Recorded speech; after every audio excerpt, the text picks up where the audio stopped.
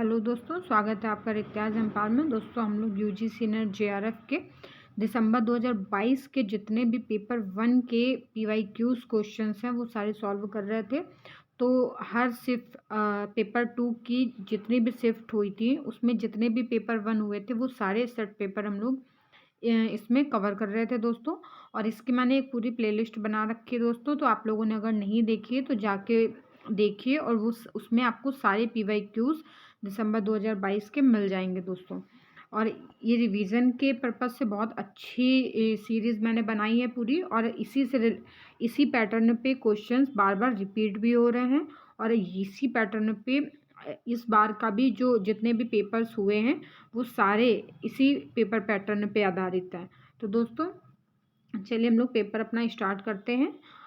सबसे पहले हमारी जो डीआई आएगी, डीआई से 5 क्वेश्चन हमारे बनते हैं दोस्तों। तो सबसे पहले डीआई स्टार्ट करते हैं। निम्नलिखित तालिका में किसी सप्ताह में 7 भिन्न दिनों सोमवार से रविवार में 5 भिन्न विक्रेताओं ए से ई द्वारा बेचे गए मोबाइल फ़ोन की संख्या प्रदर्शित की गई है। तालिका में दिए गए आंकड़ों पर आधारित प्रश्नों के उत्तर दीजिए। तो सबसे पहले हम लोग दोस्तों सारणी देख लेते हैं, क्योंकि इसी सारणी पे आधारित हमारे 5 क्वेश्चन के आंसर हमें निकालने हैं। विक्रेतावार मोबाइल फ़ोनों की बिक्री। तो सबसे पहले A B C D E ये विक्रेता हैं। उसके बाद फिर इसमें जो दिन है वो दिए गए हैं, सोमवार, गुरुवार, बुधवार, शुक्रवार, शनिवार, रविवार। ये बेचे गए मोबाइल फ़ोनों की संख्या है।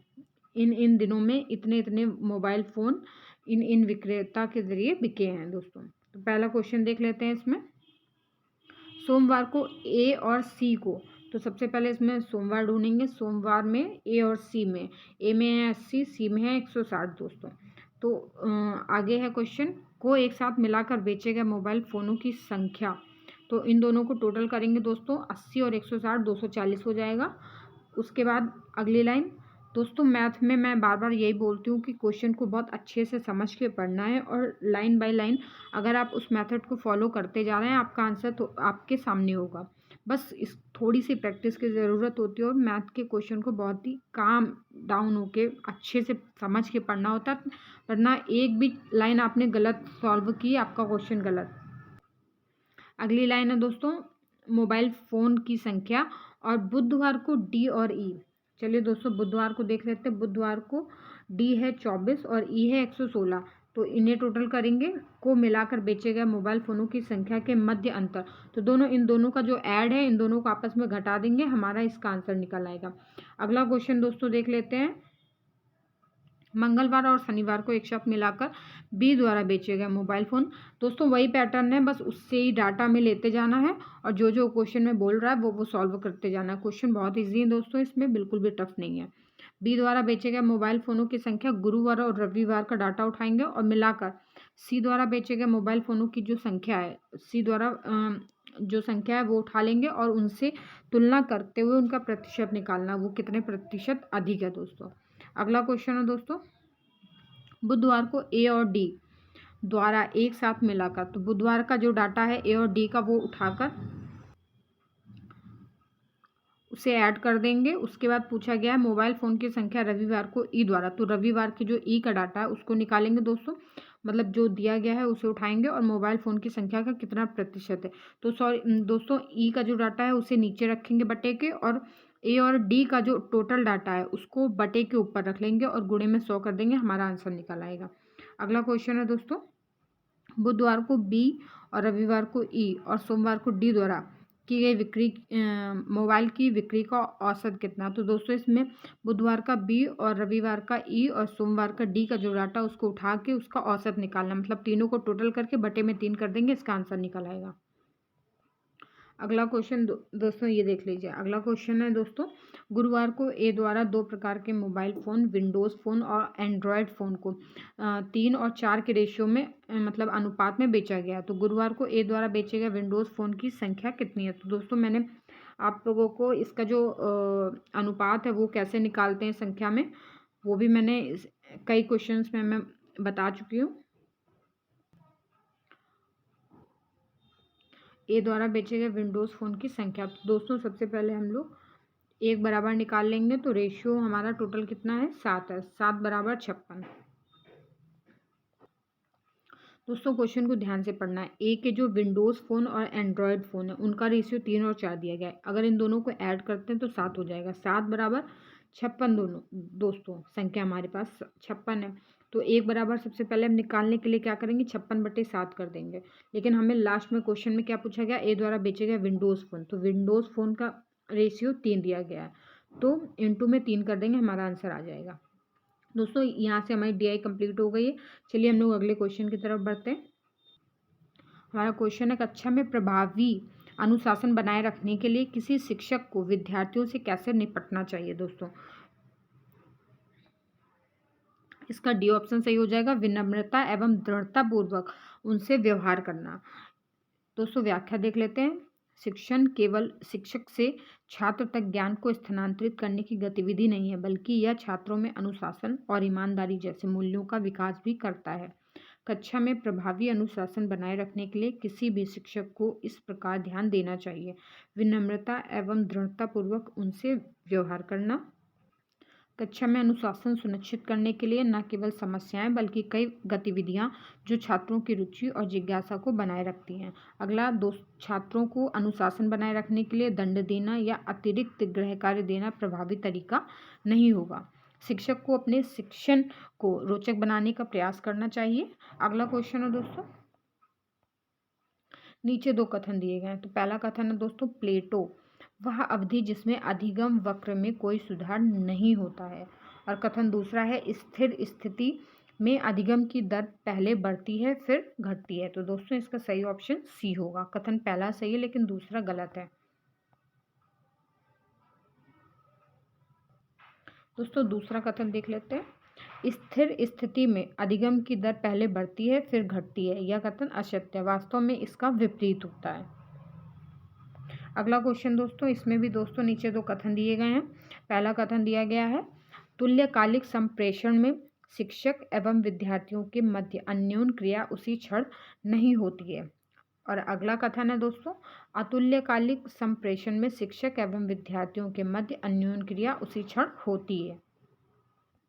दोस्तों इसका बी ऑप्शन सही हो जाएगा। पहला और दूसरा कथन दोनों ही असत्य हैं। चलिए दोस्तों इसकी व्याख्या देख लेते हैं। तुल्यकालिक संचार में शिक्षक और छात्रों के बीच अंतः क्रिया वास्तविक समय अर्थात उसी समय में विभिन्न प्रकार के उपकरण का उपयोग करके होती है। चूंकि अंतः क्रिया वास्तविक समय में होती है अतः त्वरित प्रतिक्रिया साझा की जाती है। अतुल्यकालिक अंतः क्रिया में विद्यार्थी और शिक्षक एक ही समय में मौजूद नहीं होते हैं। एक शिक्षक छात्रों को एक कार्य या असाइनमेंट सौंपता है और इसे जमा करने के लिए एक समय सीमा आवंटित करता है। प्रस्तुत करने के बाद शिक्षक कार्य की जांच करते हैं और प्रतिक्रिया प्रदान करते हैं। अगला क्वेश्चन है दोस्तों, अधिगम के प्राथमिक नियम निम्नलिखित में से कौन से हैं। ए है अभ्यास का नियम, बी आंशिक गतिविधि का नियम, सी तत्परता का नियम, डी सहचारी स्थानांतरण का नियम, ई प्रभाव का नियम। तो दोस्तों इसका सही ऑप्शन हो जाएगा ऑप्शन बी, केवल ए सी ई। चलिए दोस्तों अगला क्वेश्चन देख लेते हैं। इसमें दोस्तों 2 कथन दिए गए हैं। पहला कथन है, पोस्ट कार्ड अर्थवान विषय वस्तु से युक्त डिजिटल श्रव्य या दृश्य फाइलें होती हैं। दूसरा कथन है, ब्लॉग व्यक्तिगत वेबसाइट है जिसमें जर्नल या डायरी से सदृश विषय वस्तु होती है। तो दोस्तों इसका सही ऑप्शन ए हो जाएगा। कथन पहला और कथन दूसरा दोनों ही सत्य हैं। अगला क्वेश्चन है दोस्तों, शोध प्रतिभागियों को पुरुष और नारी के रूप में गुणवत्तापरक चरों में कूटबद्ध करना निम्नलिखित में से किसको निरूपित करता है। तो इसका सही ऑप्शन दोस्तों डी हो जाएगा, नामिक मापनी या स्केल। स्टीवेंस ने मापन के चरों या गुणात्मक चर एवं मात्रात्मक चर के आधार पर मापन के 4 मुख्य पैमाना बताए जो इस प्रकार है, नामित पैमाना, क्रमित पैमाना, सी अंतरित पैमाना और चौथा है अनुपातिक पैमाना। अगला क्वेश्चन है दोस्तों, जब समाज विज्ञानियों द्वारा प्रेक्षणों को वर्गीकरण की एक प्रणाली में वर्गीकृत किया जाता है तो इसमें क्या आवश्यक है। तो दोस्तों इसका बी ऑप्शन सही हो जाएगा, यथा तथ्यता या सटीकता। जब समाज विज्ञानियों द्वारा प्रेक्षणों को वर्गीकरण की एक प्रणाली में वर्गीकृत किया जाता है तो इसमें सटीकता आवश्यक है। सटीकता का अर्थ सही, मतलब एक सही मान के कितना करीब मान से है, या दूसरे शब्द में हम कह सकते हैं कि सटीक मान के करीब मान को मापने की क्षमता सटीकता के रूप में जानी जाती है। दोस्तों अगला क्वेश्चन है, जब प्रश्नों की एक नियत सूची समान क्रम में सभी प्रतिभागियों को दी जाती है तो इसे किस रूप में माना जाता है? तो इसका बी ऑप्शन सही हो जाएगा, संरचित साक्षात्कार। तो एक साक्षात्कार जहां एक मानकीकृत क्रम में प्रश्नों का एक सेट पूछा जाता है, संरचित साक्षात्कार के रूप में जाना जाता है। समान प्रश्न पूछने से साक्षात्कारकर्ता द्वारा समीक्षा करने के लिए एक समान संदर्भ में समान प्रकार के उत्तर एकत्र करने में मदद मिलती है। एक संरचित साक्षात्कार आमतौर पर सांख्यिकीय जांच में प्रयोग किया जाता है और एक नियोजित अनुक्रम का पालन करता है तथा यह विषय से संबंधित सरल एवं समझने योग्य होता है। दोस्तों अगला क्वेश्चन है, निम्नलिखित में से कौन से प्रयोगात्मक छल योजन है? ए है पर्यावरणीय छल योजन, बी है उद्योपन संबंधी छल योजन, सी है अनुदेशात्मक छल योजन, डी है नियोजन संबंध छल योजन, ई है निर्णय संबंधी छल योजन। तो दोस्तों इसका सही ऑप्शन ए हो जाएगा, ए, बी और सी। अगला क्वेश्चन दोस्तों, नीचे दो कथन दिए गए हैं। पहला कथन है, एक वैज्ञानिक रूप से शोध योग्य चर में रूपांतरित होने वाले अवधारणात्मक चर में एक अनुभाविक चर में एक अवधारणात्मक चर के अमूर्तन को पुनर्परिभाषित करना सम्मिलित है। और कथन दूसरा है, वास्तविक प्रेक्षणों को बनाने के लिए स्पष्ट और विस्तृत पद्धतियों एवं साधनों को विनिर्दिष्ट किया जाना चाहिए ताकि अन्य शोधकर्ता और वैज्ञानिक उक्त प्रेक्षणों को अनुलिपि न बनाएं। दोस्तों इसका सही ऑप्शन सी है। पहला कथन सत्य है लेकिन दूसरा कथन इसका असत्य है। दोस्तों इसका दूसरा कथन देख लेते हैं, वास्तविक प्रेक्षणों को बनाने के लिए स्पष्ट और विस्तृत पद्धतियों एवं साधनों को विनिर्दिष्ट किया जाना चाहिए ताकि अन्य शोधकर्ता और वैज्ञानिक उक्त प्रेक्षणों की अनुलिपि न बनाएं। अगला क्वेश्चन है दोस्तों, निम्नलिखित में से किसके आविर्भाव के लिए डिजिटल प्रौद्योगिकी का कारक उत्तरदायी है? तो दोस्तों इसका सही ऑप्शन बी हो जाएगा, अंतरक्रियात्मक मीडिया संस्कृति। अंतरक्रियात्मक मीडिया संस्कृति के आविर्भाव के लिए डिजिटल प्रौद्योगिकी का कारक उत्तरदायी हो। डिजिटल प्रौद्योगिकी का मतलब ऐसी हार्डवेयर और सॉफ्टवेयर का उपयोग जो हमें सीखने और सिखाने में मदद करता है। डिजिटल टेक्नोलॉजी का उपयोग शिक्षा, मीडिया, फार्मिंग, बिजनेस, स्वास्थ्य क्षेत्रों में किया जाता है। अगला क्वेश्चन है दोस्तों, संप्रेषण में स्थान पूर्वाग्रह किससे संबंधित है? तो इसका डी ऑप्शन सही हो जाएगा, मुद्रण माध्यम। संप्रेषण का अर्थ होता है दो या दो से अधिक व्यक्तियों के बीच मौखिक, लिखित या सांकेतिक माध्यम से विचार एवं सूचनाओं का आदान प्रदान करना। संप्रेषण के लिए सबसे जरूरी विषय वस्तु या संदेश होता है। सामान्यतः संप्रेषण का अर्थ अपने विचारों का आदान प्रदान करने से है। संप्रेषण में स्थान पूर्वाग्रह मुद्रण माध्यम से संबंधित है। अगला क्वेश्चन है दोस्तों, लेखन करते समय निम्नलिखित में से किनका सावधानी पूर्वक प्रेक्षण और अनुसरण किया जाता है? ए है लंबी प्रस्तावना, बी है आकस्मिक अंत, सी है प्रासंगिक विषय वस्तु, डी है सही वाक्य विन्यास, ई है शब्द चयन, डिक्शन और विरामादि विधान। तो इसका सही ऑप्शन होगा दोस्तों सी, केवल सी, डी और ई। अगला क्वेश्चन दोस्तों, नीचे दो कथन दिए गए हैं। इसमें पहला कथन है, उत्तेजक और धीर गंभीर हॉट एंड कूल मीडिया के बीच अंतर को सूचना परिमाण के संदर्भ में मापा जाता है। और इसका दूसरा कथन है, आभासी यथार्थता का उत्तेजक और धीर गंभीर मीडिया के बीच विभेद करते समय अस्तित्व नहीं था। दोस्तों सही ऑप्शन इसका ए हो जाएगा। कथन पहला और दूसरा दोनों ही सत्य हैं। हॉट मीडिया आमतौर पर बिना किसी प्रोत्साहन के पूर्ण भागीदारी प्रदान करता है। हॉट मीडिया विश्लेषणात्मक सटीकता, मात्रात्मक विश्लेषण और अनुक्रमिक क्रम का समर्थन करता है और इस कारण हॉट मीडिया में रेडियो के साथ साथ फिल्म, व्याख्यान और फोटोग्राफी भी शामिल है। स्कूली और कूल मीडिया वे होते हैं जो दूसरी ओर कूल मीडिया वे होते हैं जो पर्याप्त उत्तेजना के साथ कम भागीदारी प्रदान करते हैं। उन्हें उपयोगकर्ता की ओर से अधिक सक्रिय भागीदारी की आवश्यकता होती है जिसमें अमूर्त पैटर्निंग की धारणा और सभी भागों की एक साथ सक्षमता शामिल है। अतः मैकलुहान के अनुसार कूल मीडिया में टेलीविज़न के साथ साथ सेमिनार और कार्टून भी शामिल हैं। हॉट एंड कूल मीडिया के बीच अंतर को सूचना परिमाण के संदर्भ में भी मापा जाता है। आभासी यथार्थता का उत्तेजक और धीर गंभीर मीडिया के बीच विभेद करते समय अस्तित्व नहीं था। अगला क्वेश्चन है दोस्तों, नीचे 2 कथन दिए गए हैं। पहला कथन है कि यह कहा जाता है कि एक माध्यम की विषय वस्तु अपने आप में अन्य माध्यम है। और दूसरा कथन है, जिस तरह लिखित शब्द मुद्रण में विषय वस्तु है उसी तरह लेखन की विषय वस्तु को वाक्य या स्पीच भी कहा जा सकता है। तो दोस्तों इसका सही ऑप्शन ए होगा। दोनों ही कथन सत्य है। अगला क्वेश्चन दोस्तों, एक चार दिशी खंभा चौराहे पर खड़ा किया गया। दोस्तों ये रीजनिंग का क्वेश्चन है और इसको लाइन बाय लाइन अच्छे से समझ के पढ़ते जाना है और अच्छे से फॉलो करते जाना है जो जो दिया गया है। अगर आप एक एक लाइन पे डायग्राम ड्रॉ करते जाएंगे आपका आंसर आपके सामने होगा। 4 दिशी खंभा चौराहे पर खड़ा किया गया है जिस पर लगे तीर पूर्व, पश्चिम, उत्तर व दक्षिण दिशाओं की ओर संकेत कर रहे हैं। किसी कारणवश खंभा थोड़ा क्षतिग्रस्त हो गया। क्षति के कारण उत्तर दिशा का संकेतक अब पूर्व दिशा की ओर संकेत कर रहा है और इसी प्रकार अन्य संकेतक भी बदल गए हैं। पश्चिम की ओर जाने का इच्छुक व्यक्ति इन खंभे की सहायता लेता है और खंभे के संकेतक अनुसार पश्चिम की ओर चलना आरंभ कर देता है। वह व्यक्ति वास्तव में किस दिशा में चल रहा है दोस्तों? तो क्वेश्चन को दोस्तों अच्छे से समझेंगे। पहले दोस्तों इसका डी ऑप्शन सही हो जाएगा। व्यक्ति वास्तव में उत्तर दिशा में चल रहा है। अगला क्वेश्चन है दोस्तों, 20 व 60 के बीच कितनी अभाज्य संख्याएं हैं? उन अभाज्य संख्याओं का औसत पूछा गया दोस्तों। 20 से 60 के बीच में दोस्तों सबसे पहले हम लोग अभाज्य संख्या लिख देंगे। अभाज्य संख्याएं वो होती हैं जो सिर्फ एक से या स्वयं से ही विभाजित होती है, बाकी अन्य संख्याओं से विभाजित नहीं होती, उनको अभाज्य संख्याएं बोलते हैं। तो 20 से 60 के बीच में सारी संख्याएं लिखेंगे, फिर टोटल उनका औसत निकाल लेंगे। और औसत निकालना तो नॉर्मली आप लोगों को आता होगा, पदों का योग बटे पदों की संख्या। अगला क्वेश्चन है दोस्तों ये भी हमारा मैथ से है। एक परिवार के 7 सदस्यों की औसत आयु 35 वर्ष है।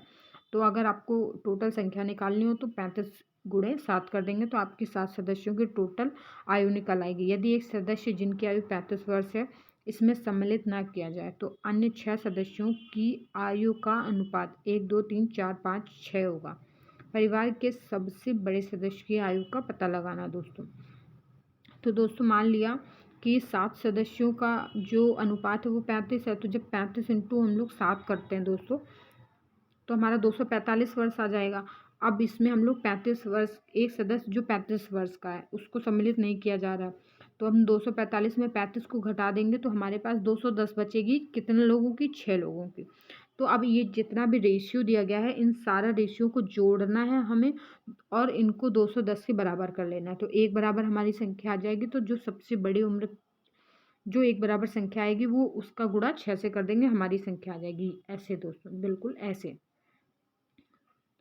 चलिए अगला क्वेश्चन दोस्तों, एक क्वेश्चन भी रीजनिंग से है। यदि ए को सी के रूप में और बी को डी, सी को ई और इसी प्रकार आगे के अक्षरों को कूटबद्ध किया जाए तो इस कॉन्फिडेंशियल को कूटबद्ध कीजिए। तो दोस्तों जैसे आपको क्वेश्चन में बताया गया बस ऐसे ऐसे करते जाना। +2 मतलब ए की जगह +2 यानी बी को हटा के सी को ले लेंगे, सी में डी को हटा के इस तरह से एक एक प्लस करते करते हमारा आंसर आ जाएगा। अगला क्वेश्चन है, नीचे दी गई श्रृंखला में प्रश्नवाचक चिन्ह को कौन सी संख्या प्रतिस्थापित करेगी?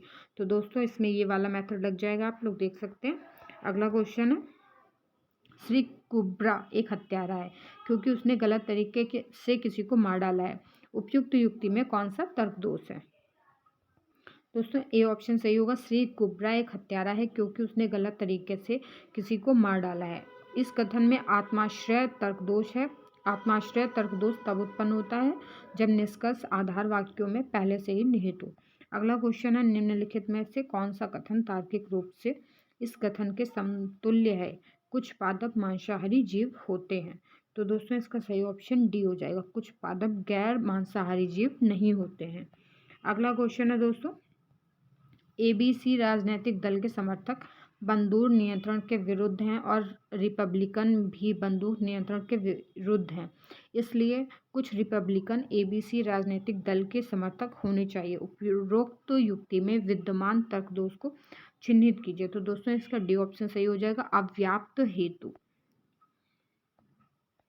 अगला क्वेश्चन है, निम्नलिखित में से कौन से कथन एक दूसरे के विपरीत हैं? तो ए है सभी मनुष्य नश्वर होते हैं, बी है कोई भी मनुष्य नश्वर नहीं होता है। तो दोस्तों सी ऑप्शन ही सही हो जाएगा, ए और बी। एक में बोल रहा है कि सभी मनुष्य नश्वर होते हैं और दूसरे में जस्ट उसका अपोजिट बोल रहा है, तो ये परस्पर विपरीत हैं दोस्तों।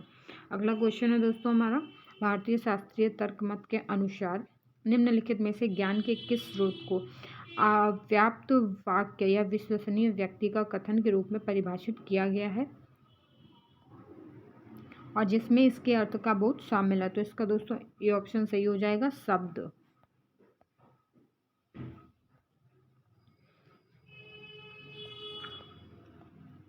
अगला क्वेश्चन है दोस्तों, निम्नलिखित आंकड़ा या डेटा भंडारण क्षमताओं में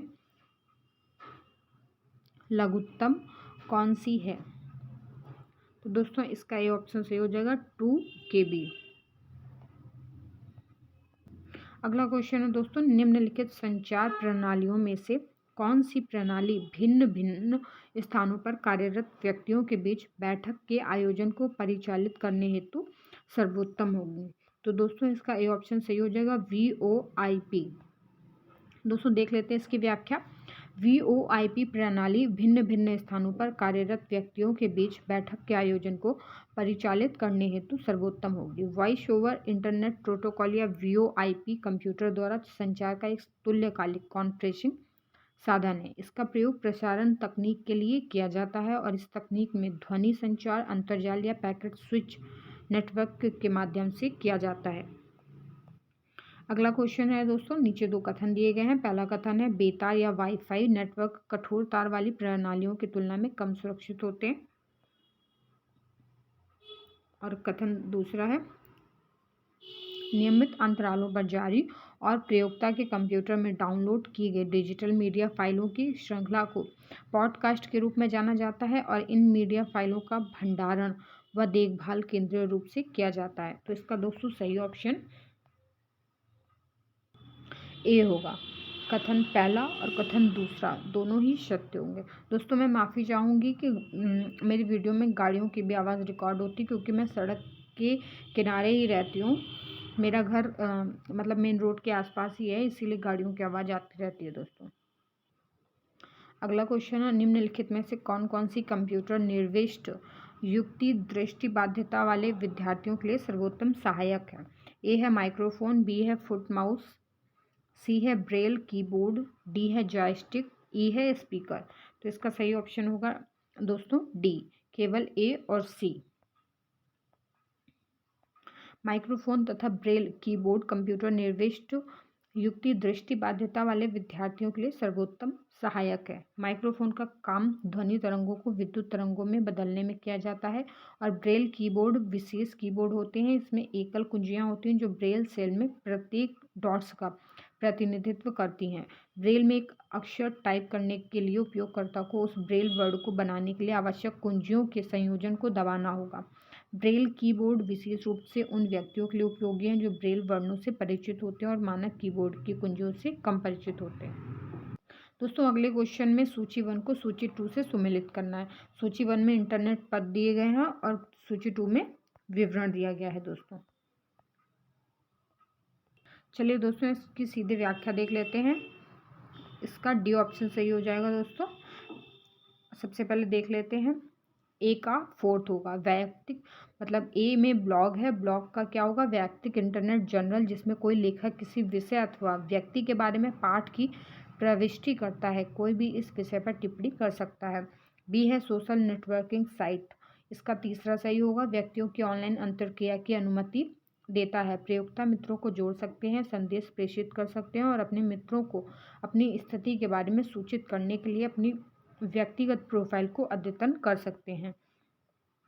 सी का है टैगिंग, इसका सही होगा दूसरा, एक प्रकार का पुस्तक चिन्ह जिसमें प्रयोक्ता किसी वेब पृष्ठ अथवा चित्र की अंतर्वस्तु का वर्णन करने के लिए पाठ का प्रयोग कर उन्हें चिन्हित कर देता है। कोई भी व्यक्ति इन चिन्हों के समकक्ष वेब पृष्ठों अथवा चित्रों को देख सकता है। और डी विकीज, इसका पहला सही होगा जिसमें एक सॉफ्टवेयर शामिल है जो प्रयोक्ता को ब्राउज़र की सहायता से वेब पृष्ठ बनाने और संपादित करने देता है। कोई भी इस सूचना की रचना अथवा संपादन कर सकता है। दोस्तों अगला क्वेश्चन है, निम्नलिखित में से कौन सा सतत विकास लक्ष्य SDG जलवायु संबंधी कार्यवाही से संबंधित है? तो इसका सी ऑप्शन सही हो जाएगा, SDG 13।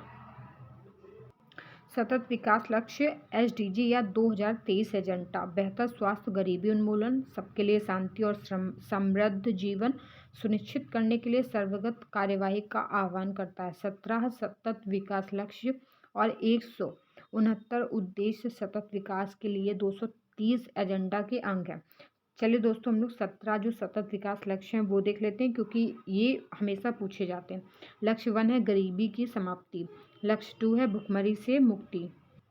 लक्ष्य 3 है लोगों के लिए स्वास्थ्य और आरोग्यता। लक्ष्य 4 है गुणवत्तापरक शिक्षा। लक्ष्य 5 है लैंगिक समानता। लक्ष्य 6 है जल एवं स्वच्छता। 7 है किफ़ायती और स्वच्छ ऊर्जा। लक्ष्य 8 है उत्कृष्ट कार्य और आर्थिक विकास। लक्ष्य 9 है उद्योग, नवाचार और बुनियादी ढांचे का विकास। लक्ष्य 10 असमानताओं में कमी। लक्ष्य 11 है संवहनीय शहरी और सामुदायिक विकास। लक्ष्य 12 है जिम्मेदारी के साथ उपभोग और उत्पाद। लक्ष्य 13 है जलवायु कार्यवाही। लक्ष्य 14 है जलीय जीवों की सुरक्षा। लक्ष्य 15 थलीय जीवों की सुरक्षा। लक्ष्य 16 है शांति, न्याय और सशक्त संस्थाएं। और 17 है लक्ष्यों के लिए भागीदारी। दोस्तों अगला क्वेश्चन है, नीचे 2 कथन दिए गए हैं। पहला कथन है, अंतर्राष्ट्रीय सौर संधि ऐसे देशों की संधि है जिसमें से अधिकतर कर्क रेखा और ध्रुव के मध्य। और कथन दूसरा है, वर्तमान में ISA का अध्यक्ष भारत है। दोस्तों ये क्वेश्चन मुझे लगता है कम से कम 10 बार रिपीट हुआ है। जितने भी अभी तक हम लोगों ने दिसंबर के 2022 के जितने भी सेट किए उन सब में मुझे लगता है कम से कम ये 10 बार रिपीट हुआ है ये सेम क्वेश्चन। अगर आप लोगों ने सारी क्लासेस प्लेलिस्ट पूरी देखी होगी तो आप लोग ये भी समझ जाएंगे कौन से क्वेश्चन बार बार रिपीट हो रहे हैं दोस्तों। तो उन क्वेश्चंस को अच्छे से एक बार ज़रूर पढ़ लीजिएगा। इसका सही ऑप्शन दोस्तों डी हो जाएगा। पहला कथन गलत है किंतु कथन दूसरा जो है वो सही है। अंतर्राष्ट्रीय सौर गठबंधन राष्ट्रों का एक अंतर्राष्ट्रीय समूह है जो कर्क रेखा और मकर रेखा के बीच स्थित है। अगला क्वेश्चन दोस्तों, ओजोन अवक्षयी पदार्थों के प्रकार हेलॉन्स निम्नलिखित में से किस में अनिवार्य और व्यापक रूप से प्रयोग किए जाते हैं? तो इसका डी ऑप्शन सी हो जाएगा, अग्निशामक। आणविक ऑक्सीजन पर पराबैंगनी किरणों की क्रिया से ओजोन गैस लगातार बनती है। पराबैंगनी किरणें ऑक्सीजन अणु प्लस ऑक्सीजन परमाणु और बराबर ओजोन अणु, यह समताप मंडल में आणविक ऑक्सीजन में निम्नीकृत होता है। समताप मंडल में ओजोन के उत्पाद और निम्नीकरण के बीच संतुलन होना चाहिए। हाल में ओजोन अवक्षयकारी पदार्थों के वृद्धि के कारण संतुलन बिगड़ गया है। किसी भी ओजोन अवक्षयकारी पदार्थों का मुख्य घटक हैलोजन अणु की उपस्थिति है। ओजोन अवक्षयकारी पदार्थ के उदाहरण है क्लोरोफ्लोरोकार्बन, हैलोन, कार्बन टेट्राक्लोराइड आदि। ओजोन अवक्षय पदार्थों के प्रकार हेलॉन्स अग्निशामक में अनिवार्य और व्यापक रूप से प्रयोग किए जाते हैं। अगला क्वेश्चन है दोस्तों, क्योटो प्रोटोकॉल जो 1997 में हुआ निम्नलिखित में से किसके बारे में था? तो दोस्तों इसका बी ऑप्शन सही हो जाएगा। क्योटो प्रोटोकॉल UNFCCC से जुड़ा एक अंतर्राष्ट्रीय समझौता है जो अंतर्राष्ट्रीय रूप से बाध्यकारी उत्सर्जन कटौती लक्ष्यों के प्रति पक्षकारों को प्रतिबद्ध करता है। यह प्रोटोकॉल जापान के क्योटो में वर्ष 1997 में अपनाया गया तथा वर्ष 2005 में प्रभाव में आया। Kyoto protocol green house gas तथा कार्बन डाइऑक्साइड के उत्सर्जन को घटाने के लिए था। अगला क्वेश्चन है, जल संबंधित रोग शिस्टोसोमियासिस निम्नलिखित में से किसके द्वारा होता है? दोस्तों तो इसका बी ऑप्शन सही हो जाएगा, संदूषित जल के साथ संपर्क से। शिस्टोसोमियासिस तब होता है जब आपकी त्वचा दूषित ताजे पानी के संपर्क में आती है जिसमें शिस्टोसोम वाले कुछ प्रकार के घोंघे रहते हैं और शिस्टोसोम अंडे से ताज़ा पानी दूषित हो जाता है। जब संदूषित जल के संपर्क में आते हैं तो यह रोग हावी होता है। अगला क्वेश्चन है दोस्तों, 2 कथन दिए गए हैं नीचे। पहला कथन है NEP 2020 के अनुसार, दोस्तों ये क्वेश्चन भी कम से कम 10 से ज़्यादा ही बार रिपीट हुआ है। भारतीय भाषाओं के शिक्षण व अधिगम को प्रत्येक स्तर पर स्कूली व उच्च शिक्षा के साथ समेकित करने की आवश्यकता है। और दूसरा दिया गया है कथन, यूनेस्को ने 220 भारतीय भाषाओं को संकटापन्न घोषित किया है। तो इसका सही ऑप्शन हो जाएगा दोस्तों NEP 2020 के अनुसार भारतीय भाषाओं के शिक्षण व अधिगम को प्रत्येक स्तर पर स्कूली व उच्च शिक्षा के साथ समेकित करने की आवश्यकता है। और यूनेस्को ने माना है कि पिछले 50 सालों में भारत की 220 भाषाएं लुप्त हो गई हैं और 197 संकटग्रस्त भाषाएं की सूची में है। तो पहला सही है और दूसरा गलत है। अगला क्वेश्चन है दोस्तों, निम्नलिखित में से किसने भारत में राष्ट्रीय विश्वविद्यालयों को स्थापित करने की अनुशंसा की? तो दोस्तों इसका सी ऑप्शन सही हो जाएगा, ज्ञान आयोग। अगला क्वेश्चन है दोस्तों, निम्नलिखित में से कौन सा परिवर्णी शब्द और उसका विस्तार पूर्ण रूप से सही ढंग से सुमेलित नहीं है? तो दोस्तों इसका सही ऑप्शन सी हो जाएगा, NCERT। चलिए, NCERT का क्या, national council of educational research and training. और NCTE का फुल फॉर्म क्या है, national council for teacher education.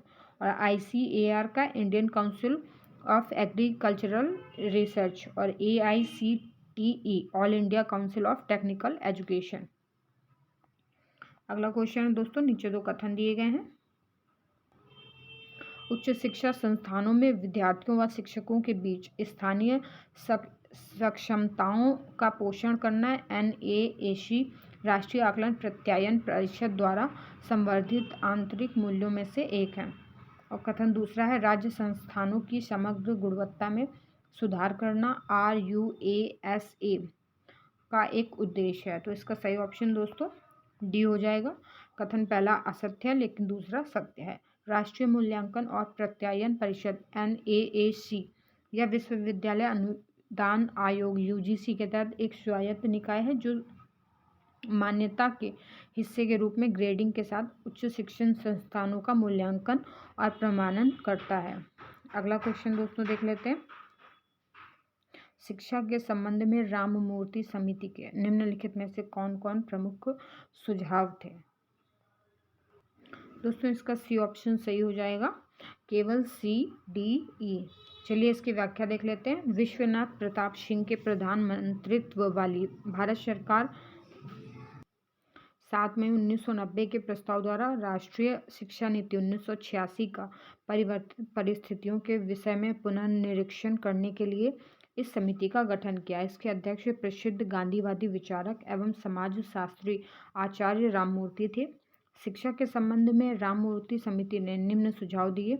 C, उच्च शिक्षा का विकेंद्रीकरण।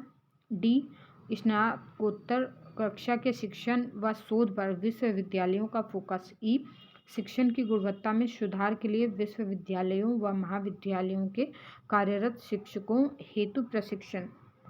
दोस्तों 46 से 50 तक 5 क्वेश्चन हमारे पैसेज पे आधारित होते हैं और ये पैसेज रिपीट नहीं होते हैं, लेकिन आपकी प्रैक्टिस के लिए दोस्तों मैं आपको पूरा पैसेज स्क्रीन पे दिखा दूंगी और आप लोग इसके क्वेश्चन के आंसर सॉल्व करने की कोशिश करिए। मैं क्वेश्चन और आंसर भी पढ़ दूंगी।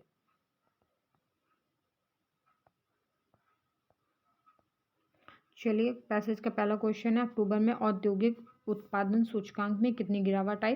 तो सी ऑप्शन सही हो जाएगा, 4%। अगला क्वेश्चन है, नीचे 2 कथन दिए गए हैं।